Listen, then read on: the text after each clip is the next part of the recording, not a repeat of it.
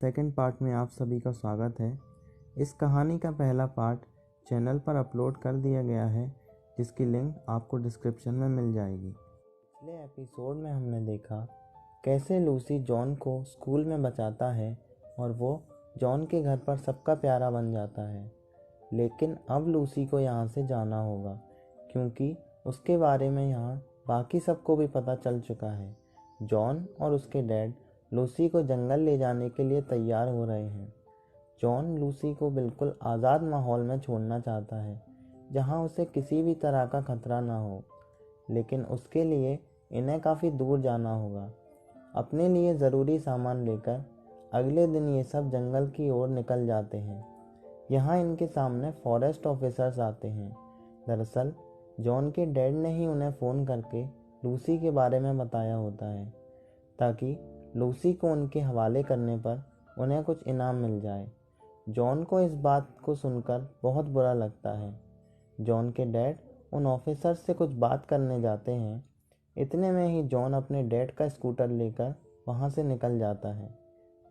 John अब काफ़ी उदास हो जाता है, क्योंकि उसके डैड ने उसके साथ धोखा किया है।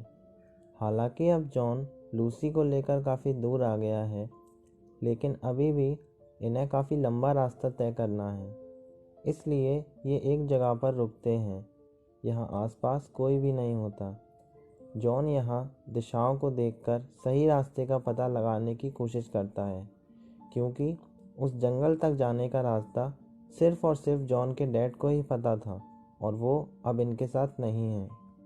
जॉन यहाँ एक पेड़ के नीचे आराम कर रहा होता है कि तभी वहाँ से एक आदमी गुजरता है।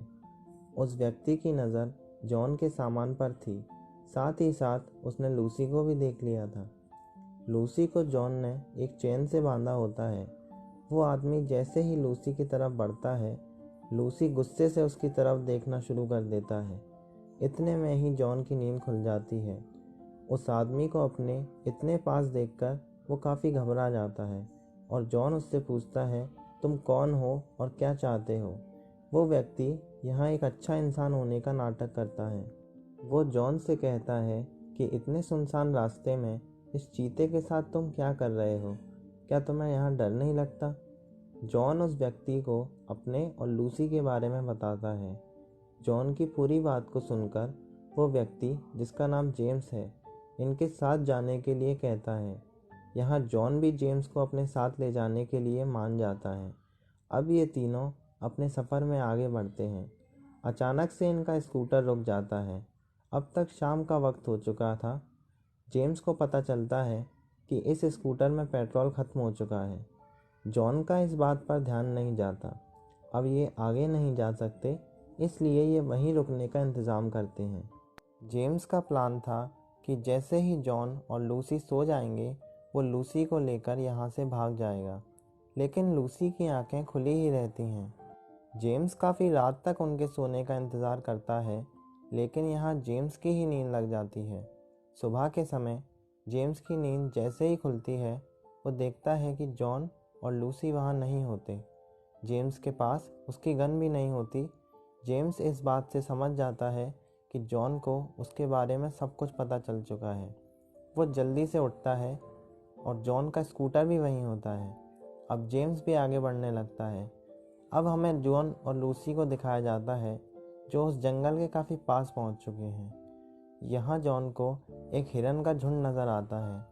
हालांकि जॉन इस बात को जानता है कि लूसी को शिकार करना नहीं आता, लेकिन फिर भी वो लूसी को वहाँ भेज देता है। यहाँ लूसी पहली बार में एक हिरन के बच्चे को मार गिराता है। जॉन लूसी के इस काम से बहुत खुश हो जाता है। ये दोनों उस हिरन से अपना पेट भर रहे होते हैं कि तभी वहाँ जेम्स आ जाता है। जॉन को उसे वहाँ देखकर थोड़ा अजीब लगता है, पर वो बिल्कुल भी डरता नहीं है, और वो जेम्स पर अपनी गन तान देता है। यहाँ जेम्स अपनी सच्चाई कबूल कर लेता है, लेकिन इस बार वो सच में इनकी मदद करने के इरादे से आया होता है। जॉन यहाँ उसकी एक भी बात नहीं सुनता। तब जेम्स उसे बताता है कि उसकी गन बिल्कुल खाली है, क्योंकि उसकी गोलियां वो वहीं छोड़ आया। अब जॉन को जेम्स पर विश्वास हो जाता है।